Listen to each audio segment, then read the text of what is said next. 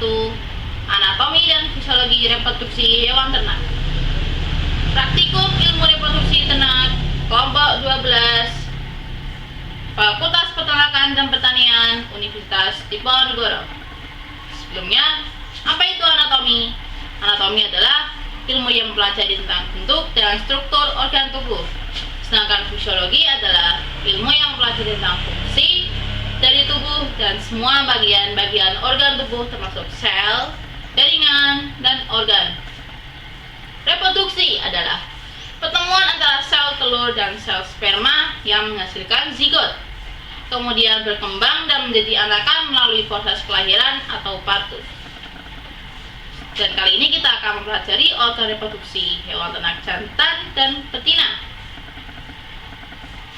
Hewan ternak jantan terdiri dari testis, lalu ada kelenjar aksesoris, dan ada pars, epididymis, vesicula, seminalis, dan penis. Lalu ada organ reproduksi hewan ternak betina yang terdiri dari ovarium, oviduk, cervix, tuba fallopi, uterus, dan vagina. Kenapa kita harus mempelajari anatomi dan fisiologi reproduksi hewan ternak? Ya, karena kita harus mengetahui cara kerja sistem suatu reproduksi ternak dan nantinya kita akan menerapkannya secara langsung di lapangan. Oleh sebab itu, kita harus mengetahui tujuan praktikum, yaitu mengenal dan mengetahui bagian-bagian bentuk,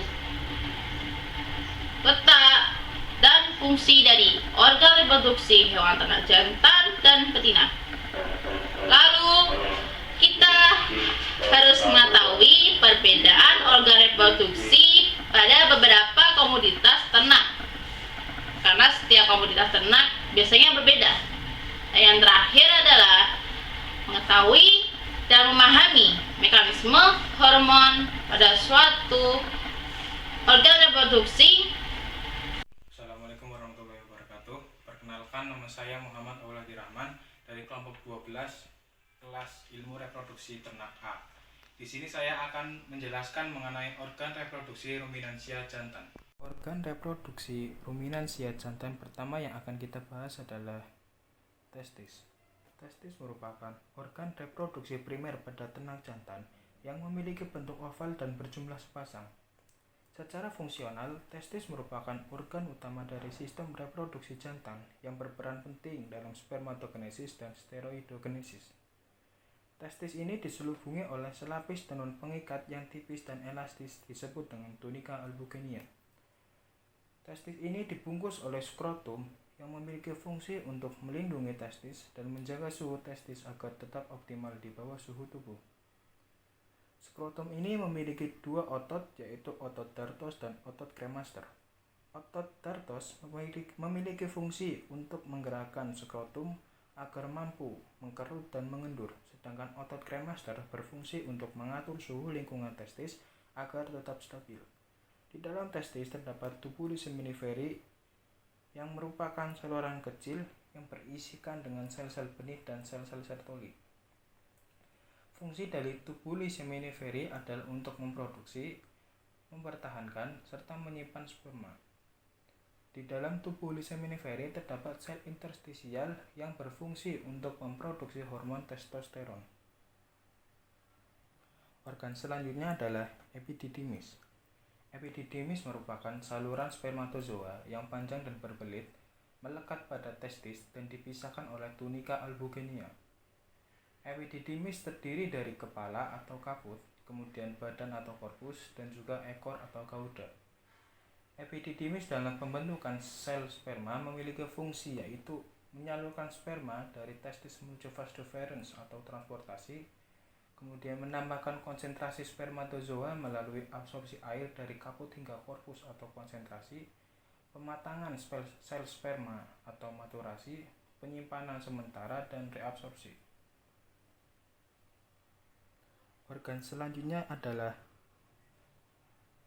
vas deferens. Vas deferens merupakan sebuah saluran dengan satu ujung berawal dari bagian ujung distal dari cauda epididymis. Vastovenas ini mempunyai otot daging licin yang mampu membantu proses transportasi spermatozoa. Vastovenas ini memiliki fungsi yaitu sebagai sarana transportasi dari spermatozoa. Selanjutnya terdapat kelenjar aksesori. Yang pertama adalah vesicula seminalis. Vesicula seminalis merupakan organ aksesori reproduksi jantan yang bersifat androgen. Vesicula seminalis ini terletak di belakang kandung kemih, tepatnya di atas kelenjar prostat dan di depan rektum. Vesicula seminalis berfungsi sebagai penghasil plasma untuk sperma yang disebut dengan semen, memberikan warna putih kekuningan pada sperma dan penghasil fruktasa yang akan menjadi sumber energi dan nutrisi bagi sperma. Kelenjar aksesoris selanjutnya yaitu adalah kelenjar prostat. Kelenjar prostat hanya terdapat satu dan letaknya di sepanjang uretra di bagian bawah kandung kemih. Kelenjar prostat ini memiliki fungsi untuk memberikan bau khas kepada sperma. Kelenjar aksesoris selanjutnya yaitu terdapat kelenjar Koper. Kelenjar Koper bisa disebut juga dengan kelenjar bulboretralis yang berjumlah sepasang dan terletak di dekat pertura pelvis caudalis. Kelenjar Koper bersifat sebagai kelenjar tubulus majemuk. Kelenjar Koper berfungsi untuk membersihkan dan menetralisir uretra dari urin dan kotoran lain sebelum ruminansia ejakulasi. Organ selanjutnya terdapat uretra. Uretra merupakan sebuah saluran tunggal yang membentang dari persambungan dengan ampula sampai ke pangkal penis. Fungsi uretra adalah sebagai saluran kencing dan semen. Sebagian besar badan penis pada keadaan tidak ereksi berbentuk huruf S atau disebut dengan flexura sigmoidea yang berada pada sebelah dorsocaudal skrotum. Kemudian retraktor penis muscle merupakan otot yang bertaut pada vertebrae zoygea pertama dan kedua yang berfungsi untuk menarik kembali penis setelah ejakulasi dan mempertahankan posisi saat tidak ereksi. Organ reproduksi yang terakhir adalah penis. Penis merupakan organ kopulasi pada ternak jantan yang membentang dari titik uretra keluar dari ruang pelvis di bagian dorsal sampai dengan orificum uretra eksternal pada ujung bebas dari penis. Penis ini mempunyai dua fungsi utama, yaitu untuk menyemprotkan semen ke dalam alat reproduksi betina dan sebagai tempat keluarnya urin. Penis dapat dibagi menjadi tiga bagian, yaitu glans atau alat gerak bebas, bagian utama atau badan, dan akrura atau akar.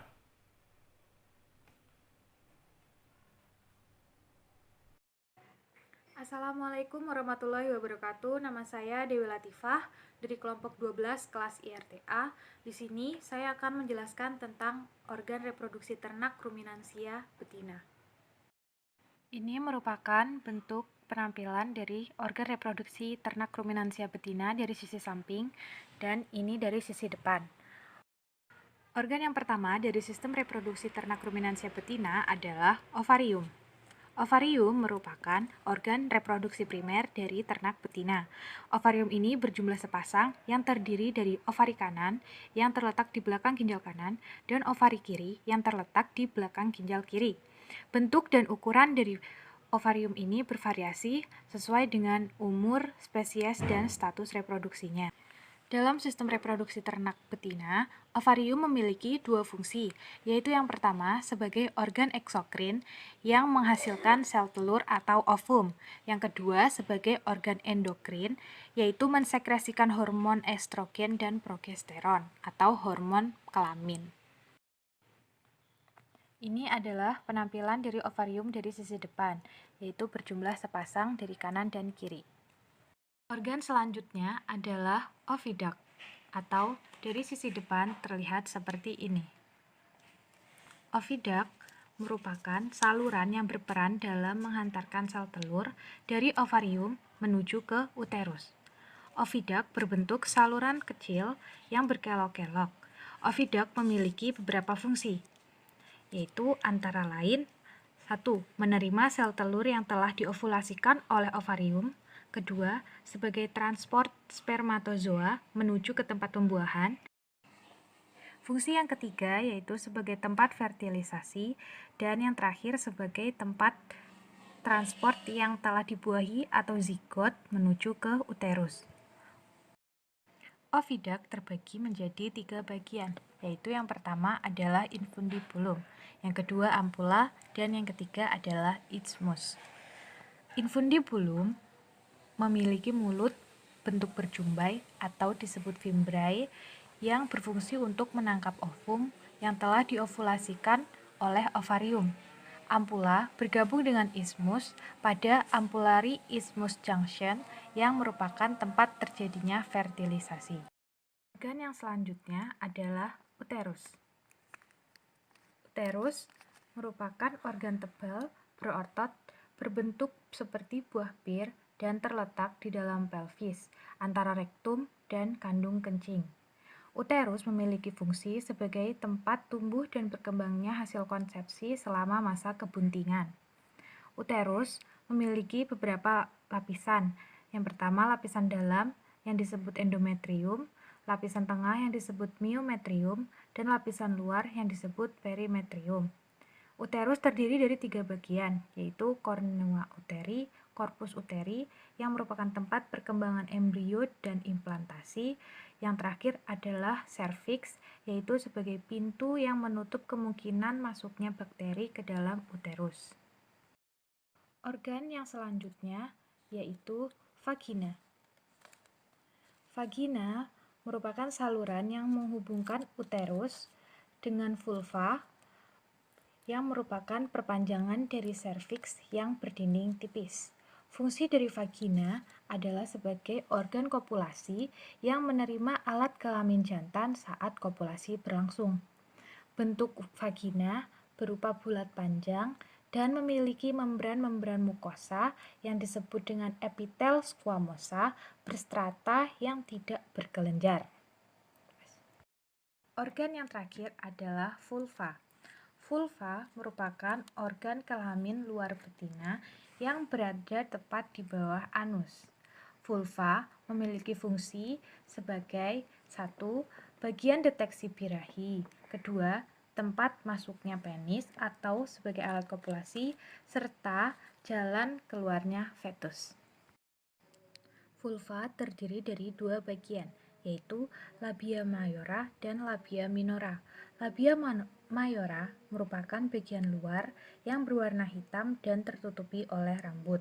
Labia minora merupakan bagian dalam vulva yang tidak tertutupi oleh rambut.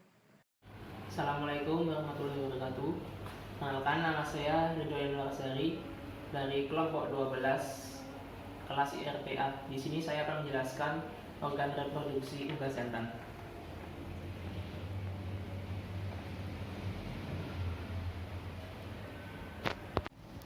Ya, kita lihat yang pertama ada testis. Testis itu adalah organ kelamin jantan pada hewan dan manusia. Testis memiliki bentuk elipsoid dan berwarna kuning terang.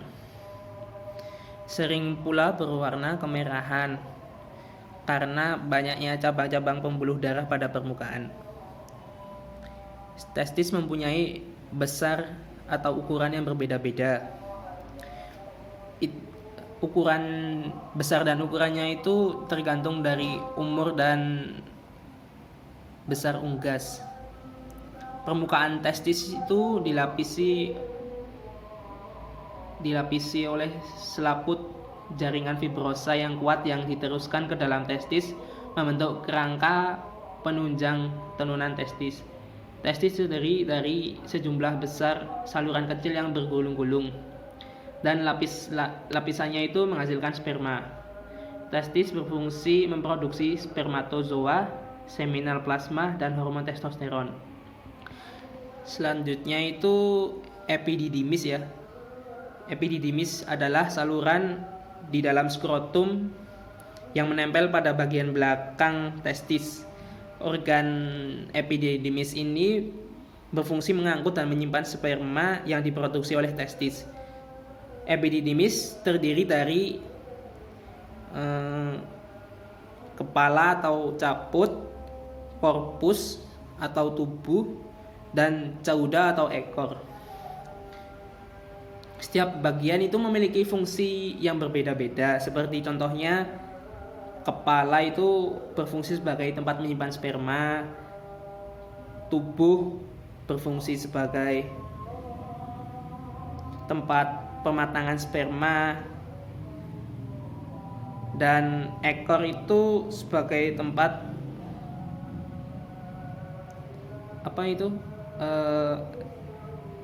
ekor itu fungsinya untuk menyalurkan sperma ke saluran ejakulasi. Selanjutnya, vas deferens. Vas deferens adalah saluran yang melekat di sepanjang medioventral. Ini ya, vas deferens, medioventral permukaan ginjal. Vas deferens itu berfungsi sebagai tempat penyimpanan spermatozoa sebelum diejakulasikan. Saluran deferens itu terbagi menjadi dua, yaitu bagian atas yang merupakan muara sperma dari testis, serta bagian bawah yang merupakan perpanjangan dari saluran epididymis dan dinamakan saluran deferens. Saluran deferens ini akhirnya bermuara di kloaka pada daerah protodeum yang berseberangan dengan urodium dan coprodeum. Di dalam saluran deferens, sperma mengalami pematangan dan penyimpanan sebelum diejakulasikan. Pemasakan dan penyimpanan sperma terjadi pada 65% bagian distal saluran deferens. Organ kopulasi. Ini yang terakhir, organ kopulasi atau penis atau palus. Kalau pada unggas jantan itu namanya palus. Fungsi utamanya sebagai alat kopulasi. Perbedaannya dengan perbedaan organ unggas jantan dengan ruminansia itu terletak pada ukurannya. Pada ruminansia itu ukurannya besar ya. Perkenalkan, nama saya Hasifah Karunuha dari kelompok 12 IRT kelas A. Di sini saya akan menjelaskan tentang organ-organ reproduksi unggas betina. Organ pertama ialah ovarium yang berbentuk seperti anggur ini. Ovarium merupakan organ reproduksi unggas betina yang terletak di ujung kranial ginjal atau peritoneum. Pada ovarium sendiri terdapat dua bagian, yaitu medula dan korteks. Fungsi dari ovarium sendiri adalah sebagai tempat pematangan sel telur atau ovum dan juga sebagai tempat pembentukan sel gamet betina. Selanjutnya terdapat organ oviduk. Di sini oviduk dibagi menjadi 3 bagian. Yang pertama infundibulum, yang kedua magnum, yang ketiga adalah isthmus. Pada infundibulum, bentuknya yang menyerupai corong, berfungsi sebagai tempat penampungan yolk atau kuning telur saat ovulasi dan membentuk membran luar yolk. Fungsi lainnya sebagai tempat penyimpanan atau sarang bagi spermatozoa yang akan menuju ovarium. Infundibulum memiliki panjang sepanjang 9 cm dan proses di sini mengalami penyimpanan selama 15-30 menit. Kemudian selanjutnya ada magnum. Magnum merupakan bagian terpanjang dari organ oviduk dengan ukuran panjangnya 33 cm. Di dalam magnum, telur diproses selama 3,5 jam. Fungsi dari magnum sendiri ialah mensekresi putih telur kental dan cair yang dilakukan oleh sel goblet. Magnum juga membentuk lapisan chalazae agar kuning telur tetap berada di tengah telur. Kemudian bagian ketiga adalah isthmus, ini yang berbentuk seperti ini. Isthmus ukurannya lebih pendek dari magnum. yaitu hanya sepanjang 10 cm. Isthmus memiliki diameter yang lebih kecil dari magnum sehingga terjadi penyempitan saat telur masuk pada bagian isthmus. Telur diproses dalam isthmus selama kurang lebih 1-1,5 jam. Di dalam isthmus terkandung mukosa, namun hanya sedikit saja. Bagian isthmus yang terletak di dekat magnum memiliki warna putih yang di sini. Nah, semakin menjauh dari magnum, warnanya semakin merah karena mengandung banyak pembuluh darah. Fungsi dari isthmus sendiri adalah membentuk dua membran homogen, yakni inner shell dan outer shell yang terdapat di dalam albumin dan kulit telur. Selain itu, di dalam isthmus juga terjadi plumping fluid yang tujuannya untuk mengencangkan isi telur dengan cara menyerap air dan mineral saat kerabang tipis terbentuk. Selanjutnya terdapat organ uterus. Organ uterus ialah lanjutan dari organ isthmus yang mengalami penggembungan. Pada saat di uterus, telur disimpan selama 18 hingga 20 jam. Uterus sendiri memiliki panjang 10 cm. Fungsi dari uterus adalah melakukan pembentukan kerabang telur yang merupakan lapisan kutikula. Selain itu, pada uterus juga terjadi deposisi kulit dan pigmen pada telur. Kemudian ada vagina yang di sini. Dalam vagina, proses pembentukan telur hanya berlangsung selama 3 menit. Panjangnya vagina adalah 12 cm. Pada vagina sendiri memiliki cincin sirkuler dengan lipatan di permukaannya sebagai tempat penyimpanan sementara spermatozoa. Kemudian organ yang paling terakhir adalah kloaka. Kloaka memiliki ukuran yang kecil. Kloaka berfungsi sebagai tempat keluarnya feses, urin, juga telur yang sudah sempurna terbentuk. Nantinya telur akan keluar di bagian kloaka. Baik, berikut gambar utuh dari organ reproduksi unggas betina.